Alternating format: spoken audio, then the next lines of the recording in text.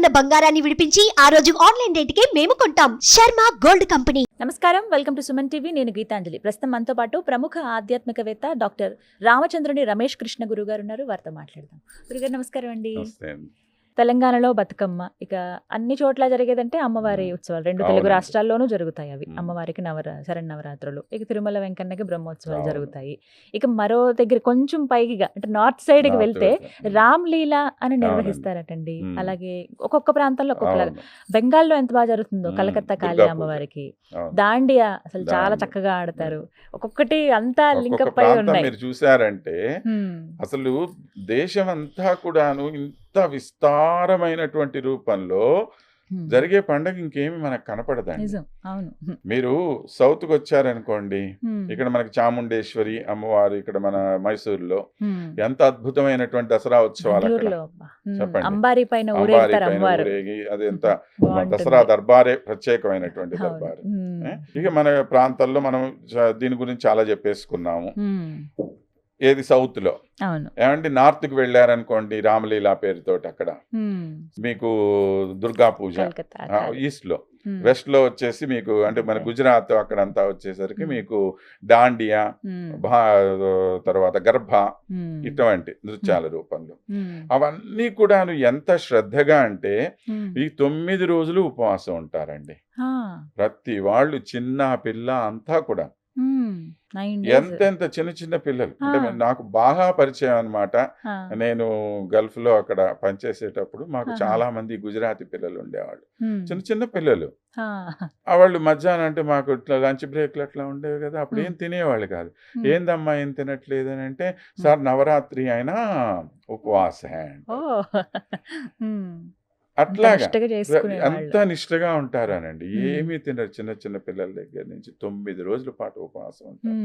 ఆ రోజు ఉపవాసం ఉండి రాత్రిపూట వీళ్ళు ఆ ప్రసాదం తీసుకొని అప్పుడు ఆడేటువంటిది అనమాట ఈ గర్భా గాని లేకపోతే డాండియా గాని.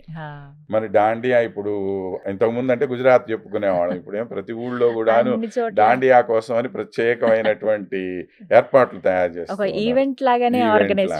కానీ అక్కడ డాండియాకి మన దగ్గర డాండియాకి చాలా తేడా ఉంది. అక్కడ సంపూర్ణంగా మీకు అమ్మవారి పాటలు తప్ప రెండోది ఉండదు. వస్త్రధారణ కానివ్వండి, ఇవి కానివ్వండి, ఎక్కడెక్కడ మీ గుజరాతీలు కూడాను మగవాళ్ళు కూడా సాంప్రదాయమైనటువంటి ఆ బట్టలే వేసుకొని వాటితోనే చేస్తారు డాండియా. అరే మన దగ్గర కాస్త సినిమా అవి ఎక్కువైపోయినాయి అనుకోండి డాండియా పేరుతోటి, కానీ అక్కడ చాలా బాగా. ఇక మీరు బెంగాల్కి వెళ్ళారనుకోండి, చెప్పనే వద్దు.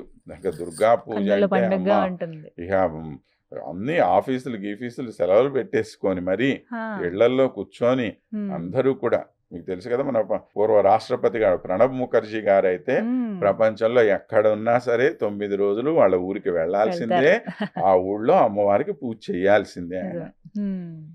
ఆయననే కాదు, అక్కడ పద్ధతి అంతేనండి. అంత నిష్ఠగా చేస్తారు. 9 రోజుల పాటు ఆ ఉపవాస దీక్షలు కానీ ఇవి కానివ్వండి. నేను చెప్పాను మీకు ఇంతకు ముందు నవదుర్గల గురించి. నవదుర్గల రూపంలో అమ్మవారిని ఇదే విధంగా ఆరాధన చేసేటువంటి పద్ధతి ఈ రోజు కూడా సంపూర్ణంగా బెంగాల్ అంతా ఉంది. 9 రోజులు మనం ఇంతకుముందు చెప్పుకున్నాము, శైలపుత్రి, బ్రహ్మచారిణి, స్కందమాత, వీళ్ళందరూ అవన్నీ కూడా అక్కడ పద్ధతిగా అట్లా జరుగుతుంది. ఉత్తర భారతదేశానికి వెళ్తే అమ్మవారి పూజ ఉంది, కానీ దానికన్నా ఎక్కువ అక్కడ రామలీల. ఈ రామలీలా పేరుతో 9 రోజుల పాటు రామాయణం మొత్తాన్ని కదా ఇది చేసి చివరి రోజున రావణ సంహారం చేసి, అంటే రాముడు ఆ రోజునేమో రావణ సంహారం చేశాడని, తర్వాత అక్కడి నుంచి బయలుదేరి అయోధ్యకు వచ్చిన రోజున దీపావళి కాబట్టి ఆయనకి ఆహ్వానంగా అందరూ దీపాలు వెలిగించి పండగ జరుపుకున్నారని చెప్పి, అందుకని దీపావళి అట్లా చేసుకుంటారు వాళ్ళు. దసరానేమో విజయదశమి. ఇది మొత్తం దేశం అంతా కూడాను జరిగేటువంటి అద్భుతమైన పండుగ. అలాగే మన భారతీయులు ఉన్న మొత్తం ప్రపంచ వ్యాప్తంగా కూడా జరుపుకుంటారు ప్రతి చోట కూడా. ఇంకా మన దగ్గర ఇంకొక ప్రత్యేకత బొమ్మల కొలువు. దసరా అంటేనే మన దగ్గర బొమ్మల కొలువు. మా చిన్నప్పుడు అంతా కూడాను దసరా కంటే అదొక సంబరం. ఎక్కడెక్కడ పాత బొమ్మలన్నీ పైన పెట్టేసేవాళ్ళు, ఆ బొమ్మలన్నీ తీయటం పెట్టటం. దాంతో చిన్న చిన్న పార్కులు అవి తయారు చేయటము, చేస్తారు. ముందు రోజు ఇలా తయారు మెట్లలాగా చేసి, ఏర్పాటు మెట్లు చేసి కట్టేసి అవునండి. దాని మీద అన్ని బొమ్మలు, దీనికోసం ప్రత్యేకంగా చెక్క బొమ్మలు, అవి మట్టి బొమ్మలు ఉమ్, ప్రత్యేకంగా అమ్మేవాళ్ళు. ఉమ్, తీసుకొని వచ్చి ఇళ్ల ముందు బండ్ల మీద తీసుకొని వచ్చి వాటినన్నిటిని కొనుక్కొని ఒక్కొక్కటి అట్లా పోగు చేసి బ్రహ్మాండమైన ఇవి తయారు చేస్తారు. ఇప్పుడైతే అసలు ఆ. థీమ్స్ తో పాటుగా థీమ్స్ తోటి వచ్చేస్తున్నాయి. అదే అండి. అసలు చాలా అట్లా కూడా చక్కగా చాలా చేస్తున్నారు. చక్కగా ఇప్పుడు కాస్త అంటే ఒక ఆధునికంగా ఇప్పుడు రోజుల్లో మీరు చెప్పినట్లు ఒక థీమ్ పెట్టుకొని ఉమ్, దాని ప్రకారం బొమ్మల ఉమ్. కొలువులు కూడా తయారు ఉమ్. చేస్తూ ఉన్నారు. దశావతారాల్లాగా అమ్మవారి రూపాలు మీరు అన్ని అడిగారు, ఒక విషయం అడగలానండి. ఏంటి గురువు దసరా గారు? మామూలు గురించి అడగలేదే. ఖచ్చితంగా మాట్లాడుకోవాల్సిన టాపిక్ అది. అది అసలు ఎందుకంటే నేను మిమ్మల్ని అడుగుదాం అనుకుంటున్నాను అందుకని. కానీ నిజమేనండి, అడగాల మాట. దసరా మామూలని సరదాగా వచ్చిందా లేకపోతే నిజంగా అసలు ఉందా? ఎందుకు ప్రత్యేకించి దసరాకి ఎందుకు ఉంది ఈ మాట? దసరా అంత పెద్ద పండగ అంటానికి ఇది ఒక గుర్తు. ఉమ్, ఎందుకంటే ఒక పెద్ద పండగ అయినప్పుడు ఉమ్, అందరూ కూడా బాగా జరుపుకోవాలని కోరిక ఉంటుంది కదా. ఉమ్, అందరూ బాగా జరుపుకోవాలి అన్నప్పుడు కాస్త ఉన్నవాడు లేనివాడికి ఇవ్వాలి. అంతే. ఈ దసరా సందర్భంగా పగటి వేషగాళ్ళు ఒకళ్ళండి హా. మన ఊర్లలో సాంప్రదాయంలో చూస్తాం. ఇప్పటికి కూడాను. ఉమ్, పాపం మరి మీరు ఆ కూచిపూడి వాళ్ళు కానివ్వండి, వీళ్ళందరూ కూడాను ఉమ్, ఆ రోజుల్లో రకరకాల వేషాలు వేసుకొని మీరు అన్నట్లు ప్రతి రోజుకొక ఒక ట్రూపు ఒక థీమ్ మీద పెట్టుకునేవాళ్ళు. ఉమ్, ఈ రోజు ఈ వేషంలో వచ్చారు. ఉమ్, అలా అన్ని రోజులు ఇట్లాగా వేషాల్లో వచ్చి చివరి రోజున ఉమ్, ఒక్కొక్కళ్ళు చక్కగా వాళ్ళకి కావలసినటువంటి బియ్యము ఇవి ఇవి సామాన్ అంతా కూడాను మూటలు కట్టించేవాళ్ళు. హా. ఆ రోజుల్లో బాగా మోతుబరి రైతులు వాళ్ళు ఉండేవాళ్ళు ఉన్నారు, కదండి. అవును. వాళ్ళ ఇంట్లో వస్తే వాళ్ళ ముందు ఈ చిన్న నాటకం లాగా ఆడి, ఉమ్, ఈ రోజు రావణ కథ అనుకోండి, రావణాసురుడి కథ, పక్క ఉమ్, రోజు ఇంకోటి అంశం ఏదో ఒకటి తీసుకునేవాళ్ళు. ఉమ్, గంగా అవతరణం ఒక రోజు ఉండేది. ఉమ్, ఆ చిన్నప్పుడు అంటే అలా మాకు ఒకటి. బాగా గుర్తు అన్నమాట. ఆ. శివుడు వస్తుంటే శివుడు వెనకాల పరుగులు వెళ్ళేవాడు. ఎందుకంటే శివుడి దగ్గర నుంచి ఆ గంగ ఏ విధంగా భూమికి వస్తుంది అది చూపించేవాళ్ళు. అది అర్థమయ్యేది కాదు, ఎట్లా అసలు వస్తుంది నీళ్ళు శివుడి ఎక్కడి దగ్గర నుంచి నుంచి. వస్తున్నాయి? వాడు ఎక్కడో పెట్టుకొని ఇట్లా నొక్కుతాడు అనమాట. నొక్కితే అది ఇట్లా వస్తుంది. ఇవన్నీ పగటి వేషాలు. హా.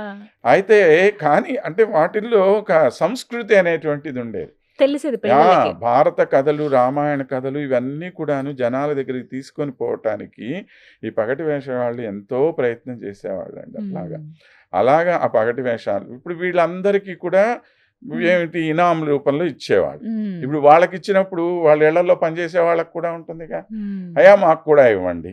ఉమ్, అలాగా ప్రారంభమైంది అనమాట. ఉమ్. అలా ఇది దసరా మామూలు అదొక దాకా వచ్చింది. దసరా వచ్చిందంటే అందరికీ ఏదో ఒక రకంగా ఇప్పుడు ఉమ్, ఊళ్ళల్లో ఉండేటువంటి అంటే ఆ రోజుల్లో అంతా వృత్తి వీళ్ళు కదండి. ఉమ్, చాకలి వాళ్ళు కానీ కుమ్మరి వాళ్ళు కానివ్వండి, వీళ్ళందరూ కూడా మామూలు రోజుల్లో ఎవరైనా డబ్బులు తీసుకునేది కాదు. ఉమ్, కానీ దసరా సందర్భంగా వీళ్ళందరికీ కూడా డబ్బులు ఇచ్చేవాళ్ళు అనమాట. ఉమ్, ఇస్తే దాంతో వాళ్ళు కొత్త బట్టలు అవి కొనుక్కోవటము, ఉమ్, పండగ చేసుకోవటం, అందరూ కలిసి పండగ చేసుకోవటానికి ఇది ఒక అవకాశం. ఉమ్. అందుకే దసరా మామూలు. అందుకని దసరా మామూలు వచ్చింది కానీ అది మాత్రం దానికే అప్పటి నుంచి శాస్త్రాలు ఏం అలా. లేవు కాబట్టి ఆ విధంగా తీసుకునేవాడు. Right. చాలా చక్కగా ఇంకా A to Z అంటారు కదండి, ఇంకా అన్ని మాట్లాడేసుకున్నాం దసరా శాస్త్రం గురించి. నుంచి సంస్కృతి దాకా అన్ని సంస్కృతి కావాలి దాకా మనకి. అన్ని తెలుసాయి. ఎందుకంటే చాలా మన సాంప్రదాయం అలాంటిదండి. సనాతన సాంప్రదాయం ఉన్న ప్రత్యేకత అది. ఉమ్, మనమేమి చెప్పుకునేది కాదు. కానీ కొన్ని పోతున్నటువంటి వాటిని రక్షించుకోవాలి కాబట్టి ఉమ్, ఏదో మీ కాపాడుకోవాలి. టీవీ లాంటి వాళ్ళు కొంతమంది సుమన్ టీవీ ద్వారా అట్లాంటి వాటి ద్వారా వింటారు. పాత విషయాలు ఒకసారి మనం నెమరేసుకొని ఉమ్, ప్రజలకు చెప్పటం వల్ల ఒరే ఇది మన సంస్కృతి కదా, మనం కూడా ఒకసారి దానికి ఏదన్నా ఇప్పుడు కుమారి పూజ కానీ, బొమ్మల కొలువు చేసుకుంటే కానివ్వండి, బాగుంటుంది. పగటి వేషం కానివ్వండి, ఉమ్, ఇప్పుడు మనం పోషించకపోతే వాళ్ళని ఎవరు పోషిస్తారు? ఉమ్, ఏదో మనం తోచినంత ఉమ్, 100 శక్తి రూపాయలు కొలది. ఇవ్వండి చాలు, ఉమ్, వాళ్ళు ఆనందపడతారు. ఉమ్. అట్లా అన్ని విషయాలు చాలా చక్కగా చెప్పారు గురుగారు. ధన్యవాదాలండి.